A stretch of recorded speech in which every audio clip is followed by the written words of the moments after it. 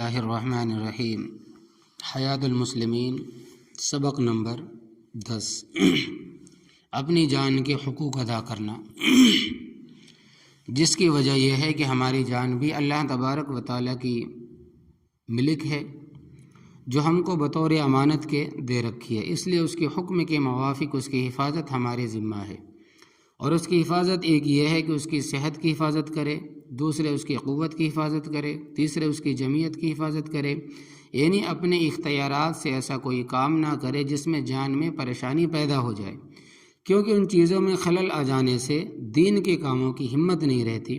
نیز دوسرے حاجت مندوں کی خدمت اور امداد نہیں کر سکتا، نیز کبھی کبھی ناشکری اور بے صبری سے ایمان کھو بیٹھتا ہے۔ اس بارے میں چند آیتیں اور حدیثیں بتائی جاتی ہے۔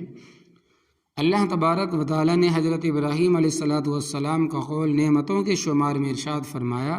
کہ جب میں بیمار ہوتا ہوں تو وہی مجھ کو شفا دیتا ہے۔ فائدہ اس سے صحت کا مطلوب ہونا صاف معلوم ہوتا ہے۔ فرمایا اللہ تبارک و تعالیٰ نے ان دشمنوں کے لیے جس قدر تم سے ہو سکے قوت تیار رکھو۔ اس میں قوت کی حفاظت کا صاف حکم ہے۔ مسلم میں عقبہ ابن عامر کی روایت ہے کہ رسول اللہ صلی اللہ علیہ وسلم سے اس کی تفسیر تیر اندازی کے ساتھ منقول ہے، اور اس کی قوت اس لیے فرمایا کہ اس سے دین اور دل میں بھی مضبوطی ہوتی ہے،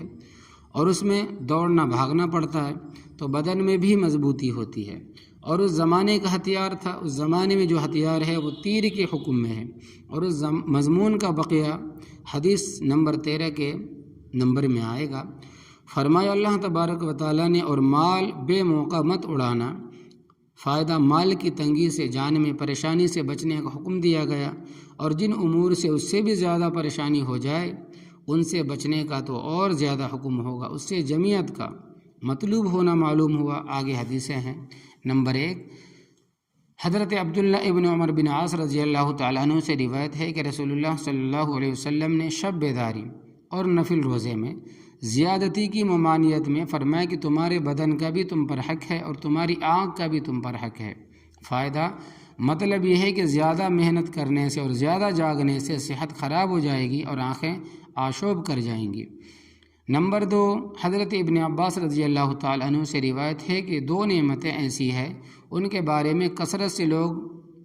ٹوٹے میں رہتے ہیں، یعنی دھوکے میں رہتے ہیں، یعنی ان سے کام نہیں لیتے، جس سے دینی نفع ایک صحت، دوسری بے فکری۔ فائدہ اس سے صحت اور بے فکری کا ایسی نعمت ہونا معلوم ہوا کہ ان سے دین میں مدد ملتی ہے، اور بے فکری اس وقت ہوتی ہے کہ کافی مال پاس ہو اور کوئی پریشانی بھی نہ ہو تو اس سے افلاس اور پریشانی سے بچے رہنے کی کوشش کرنے کا مطلوب ہونا بھی معلوم ہوا۔ حدیث نمبر 3، حضرت عمر بن میمون ادوی رضی اللہ تعالیٰ عنہ سے روایت ہے کہ رسول اللہ صلی اللہ علیہ وسلم نے ایک شخص سے نصیحت کرتے ہوئے فرمایا 5 چیزوں کے آنے سے پہلے غنیمت سمجھو اور ان کو دین کے کاموں کا ذریعہ بنا لو۔ نمبر 1، جوانی کو بڑھاپے سے پہلے غنیمت سمجھو، اور نمبر 2، صحت کو بیماری سے پہلے، نمبر 3، مالداری کو افلاس سے پہلے، نمبر 4، بے فکری کو پریشانی سے پہلے، اور نمبر 5، زندگی کو مرنے سے پہلے۔ فائدہ معلوم ہوا کہ جوانی میں جو صحت و قوت ہوتی ہے وہ بے فکری، زندگی، مالی گنجائش بڑی نعمتیں ہیں۔ حضرت عبیداللہ ابن محسن رضی اللہ تعالیٰ عنہ سے روایت ہے کہ رسول اللہ صلی اللہ علیہ وسلم نے فرمایا کہ جو شخص تم میں اس حالت میں صبح کرے اپنی جان میں پریشانی سے امن میں ہو اور اپنے بدن میں بیماری سے عافیت میں ہو، اور اس کے پاس اس دن کے کھانے کو ہو جس سے بھوکا رہنے کا اندیشہ نہ ہو، تو یوں سمجھو کہ اس کے لیے ساری دنیا سمٹ کر دے دی گئی۔ فائدہ اس سے بھی صحت اور امن و عافیت کا مطلوب ہونا معلوم ہوا۔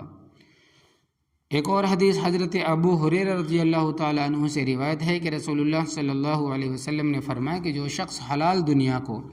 اس لیے طلب کرے کہ مانگنے سے بچا رہے اور اپنے اہل و عیال کے ادائے حقوق کے لیے کمایا کرے، اور اپنے پڑوسی پر توجہ رکھے کہ تو اللہ تبارک و تعالیٰ سے قیامت کے دن ایسی حالت میں ملے گا کہ اس کا چہرہ 14ویں رات کے چاند جیسا ہوگا۔ معلوم ہوا کہ کسب مال کی بقدر ضرورت دین کو بچانے کے لیے اور ادائے حقوق کے لیے بڑی فضیلت ہے، اس سے جمعیت کا مطلوب ہونا معلوم ہوا۔ ایک اور حدیث حضرت ابو ذر رسول اللہ صلی اللہ علیہ وسلم سے روایت کرتے ہیں کہ دنیا کی بے رغبتی جس کا کہ حکم ہے حلال کو حرام کرنے سے ہے اور نامال کے ضائع کرنے سے ہے، اس میں صاف برائی ہے مال کے برباد کرنے کی، کیونکہ اس سے جمعیت جاتی رہتی ہے۔ ایک اور حدیث حضرت ابو درداء رضی اللہ تعالیٰ عنہ سے روایت ہے کہ رسول اللہ صلی اللہ علیہ وسلم نے فرمایا، اللہ تبارک و تعالیٰ نے بیمار اور دوا دونوں چیزیں اتاری اور ہر بیماری کے لیے دوا بھی بنائی، سو تم دوا کیا کرو اور حرام چیز سے دوا مت کیا کرو۔ فائدہ اس میں صاف حکم ہے تحصیل صحت کا۔ ایک اور حدیث حضرت ابو ہریرہ رضی اللہ تعالیٰ عنہ سے روایت ہے کہ رسول اللہ صلی اللہ علیہ وسلم نے فرمایا کہ معدہ بدن کا حوض ہے اور رگیں اس کے پاس غذا حاصل کرنے آتی ہے، سو اگر معدہ درست ہو تو وہ رگیں صحت لے کر جاتی ہے، اور اگر معدہ خراب ہو تو رگیں بیماری لے کر جاتی ہے۔ اس میں فائدہ اس میں معدے کی خاص رعایت کا ارشاد ہے۔ ایک اور حدیث ام منذر رضی اللہ تعالیٰ عنہ سے روایت ہے کہ رسول اللہ صلی اللہ علیہ وسلم نے ایک موقع پر حضرت علی رضی اللہ تعالیٰ عنہ سے فرمایا، یہ کھجور مت کھاؤ، تم کو نقاہت ہے۔ پھر میں نے چقندر اور جو تیار کیا، آپ نے فرمایا کہ علی اس میں سے لو، یہ تمہارے موافق ہے۔ اس حدیث سے بد پرہیزی کی ممانعت معلوم ہوئی کہ مضر صحت ہے۔ ایک اور حدیث حضرت ابو ہریرہ رضی اللہ تعالیٰ عنہ سے روایت ہے کہ رسول اللہ صلی اللہ علیہ وسلم یہ دعا فرماتے تھے کہ اے اللہ، میں آپ کی پناہ مانگتا ہوں بھوک سے، وہ بھوک کہ برا ہم خواب ہے۔ فائدہ مرقات میں طبی سے پناہ مانگنے کا سبب نقل کیا ہے کہ اس سے قوی ضعیف ہو جاتے ہیں اور دماغ پریشان ہو جاتا ہے، اس سے صحت و قوت و جمعیت کا مطلوب ہونا ثابت ہوا، کیونکہ زیادہ بھوک سے یہ سب چیز فوت ہو جاتے ہیں، اور بھوک کی جو فضیلت آئی ہے ویسی ہے جیسے بیماری کی فضیلت آئی ہے، اس سے بھوک اور بیماری کا مطلوب تحصیل ہونا لازم نہیں آتا۔ حضرت عقبہ ابن عامر رضی اللہ تعالیٰ عنہ سے روایت ہے کہ میں نے رسول اللہ صلی اللہ علیہ وسلم سے سنا کہ تیر اندازی بھی کیا کرو اور سواری بھی کیا کرو۔ سواری سیکھنا بھی ایک ورزش ہے جس سے قوت بڑھتی ہے۔ انہی سے روایت ہے کہ میں نے رسول اللہ صلی اللہ علیہ وسلم سے سنا کہ جس نے تیر اندازی سیکھی پھر چھوڑ دی وہ ہم میں سے نہیں ہے، یا یوں فرمایا کہ اس نے نافرمانی کی۔ فائدہ اس سے کس قدر تاکید معلوم ہوتی ہے کہ قوت کی حفاظت کی، اور اس کے قوت ہونے کا بیان آیت کے ذیل میں گزر چکا ہے، اور ان دو حدیثوں کی اس مضمون کا بقیہ اگلی حدیث میں آتا ہے۔ حضرت ابو ہریرہ رضی اللہ تعالیٰ عنہ سے روایت ہے کہ رسول اللہ صلی اللہ علیہ وسلم نے فرمایا کہ قوت والا مومن، کیا فرمایا کہ قوت والا مومن اللہ تبارک و تعالیٰ کے نزدیک کم قوت والے مومن سے بہتر اور زیادہ اور پیارا ہے، اور یوں سب میں خوبی ہے۔ فائدہ جب قوت اللہ تبارک و تعالیٰ کے نزدیک ایسی پیاری چیز ہے تو اس کو باقی رکھنا، بڑھانا، اور جو چیزیں قوت کم کرنے والی ہے ان سے احتیاط رکھنا، یہ سب مطلوب ہوگا۔ اس میں غذا کا بہت کم کر دینا، نیند کا بہت کم کر دینا، ہم بستری میں حد قوت سے آگے زیادتی کرنا، یعنی کہ اتنی طاقت نہیں ہے اور روز ہم بستری کرنا، تو یہ بھی زیادتی ہے۔ بدن کے ساتھ طاقت کے ساتھ ایسی چیز کھانا جس سے بیماری ہو جائے، یا بد پرہیزی کرنا جس سے بیماری بڑھ جائے، یا جلدی نہ جاوے، یہ سب داخل ہو گیا، ان سے بچنا چاہیے۔ اسی طرح قوت بڑھانے میں ورزش کرنا، دوڑنا، پیدل چلنے کی عادت کرنا، جن اسلحہ کی قانون سے اجازت ہے، یہ اجازت حاصل ہو سکتی ہے، ان کی مشق کرنا، یہ سب داخل ہے، مگر حد شرع و حد قانون سے باہر نہ ہونا چاہیے، کیونکہ اس سے جمعیت و راحت جو کہ شرعاً مطلوب ہے برباد ہو جاتی ہے۔ حضرت عمر ابن شعیب رضی اللہ تعالیٰ عنہ اپنے باپ سے، وہ ان کے دادا سے روایت کرتے ہیں کہ رسول اللہ صلی اللہ علیہ وسلم نے فرمایا کہ ایک سوار ایک شیطان، اور دو سوار دو شیطان، اور تین سوار قافلہ ہے۔ یہ اس وقت تھا جب کہ اکے دکے کو دشمن کا خطرہ تھا، اس سے ثابت ہے کہ اپنی حفاظت کا سامان بھی ضروری ہے۔ ابو ثعلبہ خشنی رضی اللہ تعالیٰ عنہ سے روایت ہے کہ لوگ جب کسی منزل میں اترتے تو گھاٹیوں میں اور نشیب میدانوں میں متفرق ہو جاتے۔ رسول اللہ صلی اللہ علیہ وسلم نے ارشاد فرمایا، یہ تمہاری گھاٹیوں اور نشیب میدانوں میں متفرق ہو جانا الگ الگ ہو جانا، دور دور بھاگ جانا، یہ شیطان کی طرف سے ہے۔ اس لیے اگر کسی پر آفت آئے تو دوسروں کو بھی خبر نہ ہو، سو اس کے بعد جس منزل پر اترتے ایک دوسرے سے اس طرح مل جاتے کہ یہ بات کہی جاتی تھی، اگر ان سب پر ایک کپڑا بچھا دیا جائے تو سب پر آ جائے۔ فائدہ، اس سے بھی اپنی احتیاط اور حفاظت کی تاکید ثابت ہوتی ہے۔ حضرت ابو سعید خدری رضی اللہ تعالیٰ عنہ سے روایت کرتے ہیں کہ رسول اللہ صلی اللہ علیہ وسلم نے ایک اجازت لینے والے سے فرمایا کہ اپنا ہتھیار ساتھ لے لو، مجھ کو بھی بنی قریظہ سے جو کہ یہودی اور دشمن تھے اندیشہ ہے، چنانچہ اس شخص نے ہتھیار لے لیا اور گھر کو چلا۔ لا نبی کی حدیث ہے۔ جس موقع پر دشمنوں سے ایسا اندیشہ ہو، اپنی حفاظت کے لیے جائز ہتھیار اپنے ساتھ رکھنے کا اس سے ثبوت ہوتا ہے۔ حضرت عبداللہ ابن مسعود رضی اللہ تعالیٰ عنہ سے روایت ہے کہ لوگ بدر کے دن تین آدمی ایک اونٹ پر تھے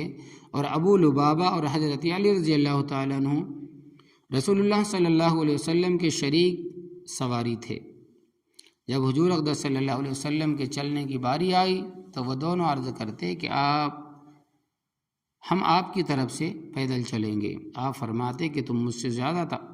طاقتور نہیں ہو اور میں تم سے زیادہ ثواب سے بے نیاز نہیں ہوں، یعنی پیدل چلنے میں جو ثواب ہے اس کی مجھ کو بھی تو ضرورت ہے۔ اس سے ثابت ہوا کہ پیدل چلنے کی بھی عادت رکھنے، زیادہ آرام طلب نہ ہو، یعنی پیدل چلنے کی بھی عادت ڈالنی چاہیے، آرام طلبی زیادہ نہ ہو۔ حضرت فضالہ بن عبید رضی اللہ تعالیٰ عنہ سے روایت ہے کہ رسول اللہ صلی اللہ علیہ وسلم ہم کو زیادہ آرام طلبی سے منع فرماتے تھے اور ہم کو حکم دیتے تھے کبھی کبھی ننگے پاؤں بھی چلا کرے۔ اس میں بھی وہی بات جو اس سے پہلے حدیث میں تھی، اور ننگے پاؤں چلنا اس سے زیادہ۔ ابن ابی حدرو رضی اللہ تعالیٰ عنہ سے روایت ہے کہ رسول اللہ صلی اللہ علیہ وسلم نے فرمایا، تنگی سے گزر کرو اور موٹا چلن رکھو اور ننگے پاؤں چلا کرو۔ اس میں کئی مصلحتیں ہیں، مضبوطی و جفا کشی، آزادی۔ حضرت حذیفہ رضی اللہ تعالیٰ عنہ سے روایت ہے کہ نبی کریم صلی اللہ علیہ وسلم نے ارشاد فرمایا، مومن کو لائق نہیں ہے کہ اپنے نفس کو ذلیل کرے۔ عرض کیا گیا، یا رسول اللہ اس سے کیا مراد؟ فرمایا، نفس کو ذلیل کرنا یہ ہے کہ جس بلا کو سہار نہ سکے، جس مصیبت کو برداشت نہ کر سکے، اس کا سامنا کرے۔ یہ ظاہر ہے کہ ایسا کرنے سے پریشانی بڑھتی ہے، اس میں نہ وہ تمام کام آ گئے جو اپنے قابو کے نہ ہو، بلکہ اگر کسی مخالف کی طرف سے بھی کوئی شہرت ظاہر ہو تو حکام کے ذریعے سے اس کی مدافعت کرو، خواہ وہ خود انتظام کر دے، خواہ تم کو انتقام کی اجازت دے دے۔ اور اگر خود حکام ہی کی طرف سے کوئی ناگوار واقعہ پیش آئے تو تہذیب سے اپنی تکلیف کی اطلاع کر دو۔ اگر پھر بھی حسب مرضی انتظام نہ ہو تو صبر کرو اور عمل سے زیادہ یا زبان سے یا قلم سے مقابلہ مت کرو، عمل سے یا زبان سے یا قلم سے مقابلہ مت کرو، اور اللہ تبارک و تعالیٰ سے دعا کرو کہ تمہاری مصیبت دور ہو۔ یہ 3 آیتیں ہیں اور 20 حدیثیں ہیں، جن میں بجز 2 اخیر کے ان کے ساتھ کتاب کا نام لکھا ہے، باقی سب مشکات سے لی گئی ہے۔ نوٹ: ان آیات و احادیث سے صحت و قوت و جمعیت یعنی امن و عافیت اور راحت کا مطلوب ہونا صاف صاف ظاہر ہے، جس کی تقریر جا بجا کر دی گئی۔ جو افعال ان مقاصد مذکورہ میں خلل انداز ہوں، اگر وہ مقاصد واجب ہو اور خلل یقینی اور شدید ہو تو وہ افعال حرام ہے ورنہ مکروہ۔ اگر بدون بندے کے اختیار کے محض من جانب اللہ ایسے واقعات پیش آوے جن سے یہ مقاصد صحت و قوت و طمانینت وغیرہ برباد ہو جائے تو پھر ان مصائب پر ثواب ملتا ہے اور مدد غیبی بھی ہوتی ہے، پریشانی نہیں ہوتی، اس لیے ان پر صبر کرے اور خوش رہے۔ انبیاء علیہ الصلوۃ والسلام و اولیاء کرام سب کے ساتھ ایسا معاملہ ہوا ہے جس سے قرآن اور حدیث بھرے ہوئے ہیں۔ تو اللہ عمل کی توفیق عطا فرمائے اور اپنی جان مال کی عزت و آبرو کی حفاظت کرنے کی اللہ تبارک و تعالی توفیق عطا فرمائے۔ آمین یا رب العالمین۔